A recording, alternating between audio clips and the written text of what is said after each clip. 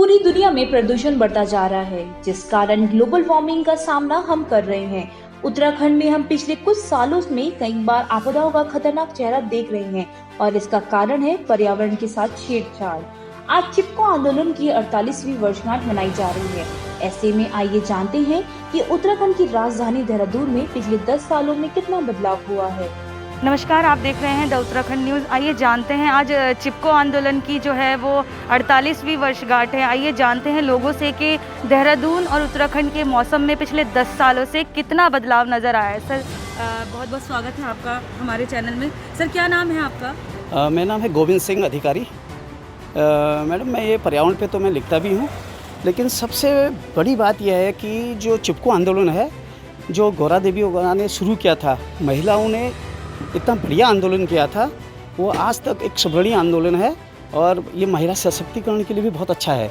Global warming की वजह से जो आज पर्यावरण में इतनी गर्मी बढ़ गई है, तो वो कुछ कमियां तो मानव सृजित हैं, मानव सृजित कमियां ही इसमें जिम्मेदार हैं।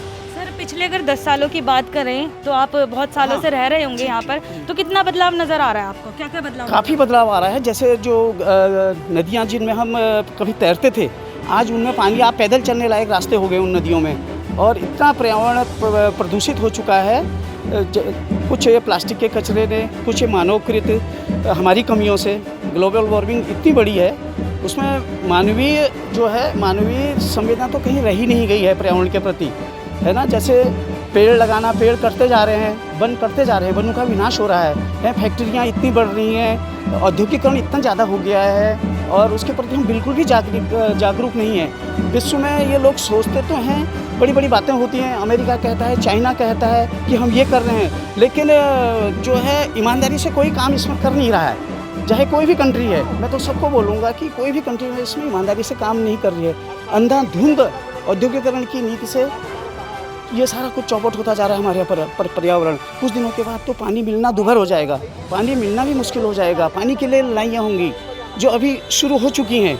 अगर हम अभी नहीं चेते, इस पर्यावरण के प्रति हम नहीं चेते, अगर हम चिपको आंदोलन जैसे आंदोलनों की राह पर नहीं पहुँचे, तो कुछ नहीं होने वाला। भविष्य हमारा, हम तो चलो अभी इतने यहाँ तक आ चुके हैं, लेकिन हमारी भावी पीढ़ी के लिए बहुत दुखद होगा अगर हम नहीं चेते। तो हमें वृक्ष बीज रोपना चाहिए, वृक्ष बीज रोपिए, महाविनाश रोकिए। ये एक मेरा स्लोगन भी था, ये दिल्ली यूनिवर्सिटी में भी मेरे द्वारा दिया गया था।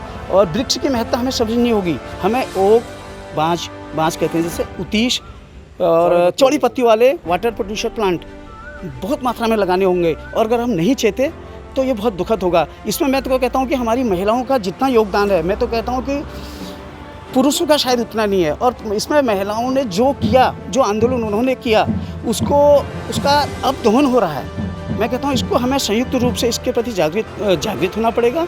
विश्व कल्याण में यही ठीक रहेगा। धन्यवाद। आपने जैसे बोला कि पर्यावरण को बचाने के लिए पेड़ लगाएं, तो कई मौक़ों पर पेड़ लगाए भी जाते हैं, विश्व पर्यावरण दिवस के दिन या कुछ भी विशेष अवसर पर, लेकिन पेड़ लगाए तो जाते हैं, लेकिन बचाने का क्या है? जी मैडम, ऐसा है, मैं एक आपको नरेगा का उदाहरण देता हूँ। हमने, मेरी मैडम ग्राम प्रधान रही असगोली द्वाराहाट की, लेकिन पेड़ तो हमने लगाए, लेकिन गांव वाले भी जागरूक नहीं हैं। वो पता क्या है, उसके लिए एक सरकार की एक ठोस नीति नहीं है।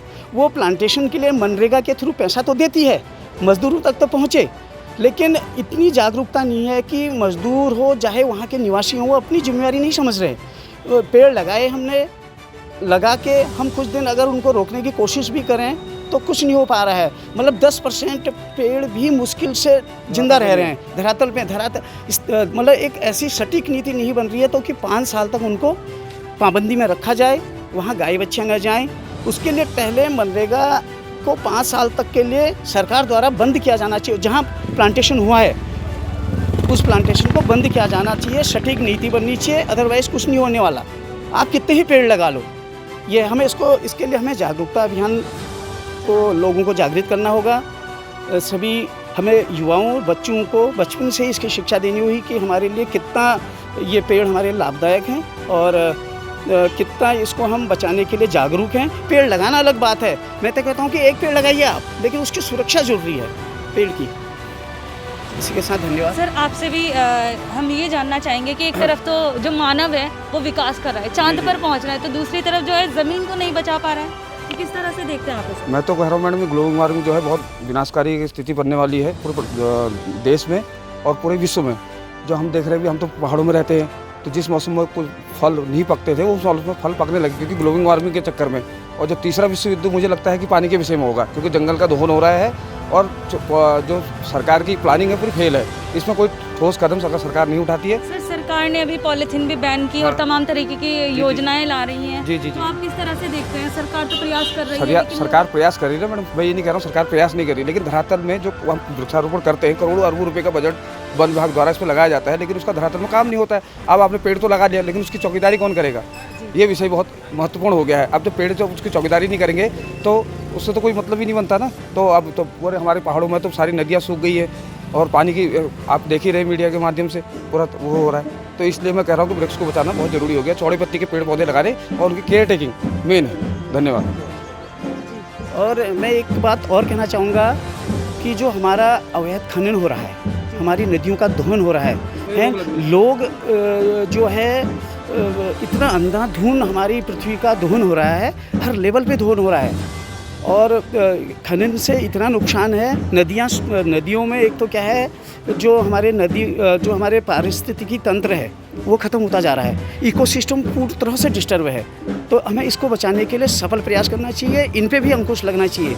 इस सटीक नीति बननी जरूरी है। अगर सख्त कदम नहीं उठाए गए तो बहुत मुश्किल हो जाएगा भावी पीढ़ी के लिए।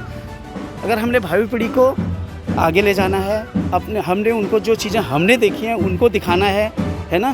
देखो पशु विलुप्त होते जा रहे हैं। अभी हम दिवाली पे ही क्या होता है, जैसे मैं देखता हूँ कि जो चिड़ियाएँ होती हैं, गौरैया है, अभी गौरैया बचाओ अभियान कुछ दिन पहले चला, गौरैया दिवस मनाया गया। लेकिन क्या है उसका रीज़न है, एक तो जो हम अपना जो वेस्ट प्रोडक्ट है ऐसी जगह फेंक दे रहे हैं, कचरा वो खा रहे हैं, उसमें हमारी जो पेट में हमारी गई दवाइयाँ होती हैं वो भी शामिल होती हैं, वो उनके लिए सूट नहीं करती। हम बड़े बड़े पटाखे बजाते हैं, उससे उनके बच्चों के कान फूट जाते हैं। हम अपना तो एंजॉय कर रहे हैं, लेकिन उनको हम नहीं देख रहे हैं पर्यावरण। और हमें इसके लिए मतलब तत्पर होना, जागरूक होना चाहिए। अगर जागरूक नहीं होना चाहिए तो स्थिति और भयावह हो सकती है। धन्यवाद।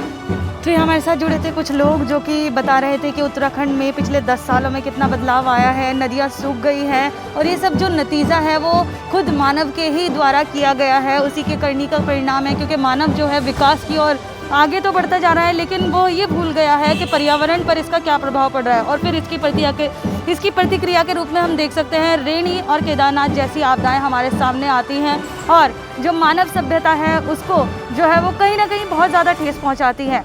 अपनी सहयोगी नंदिनी के साथ मैं हिना आज़मी, द उत्तराखंड न्यूज़।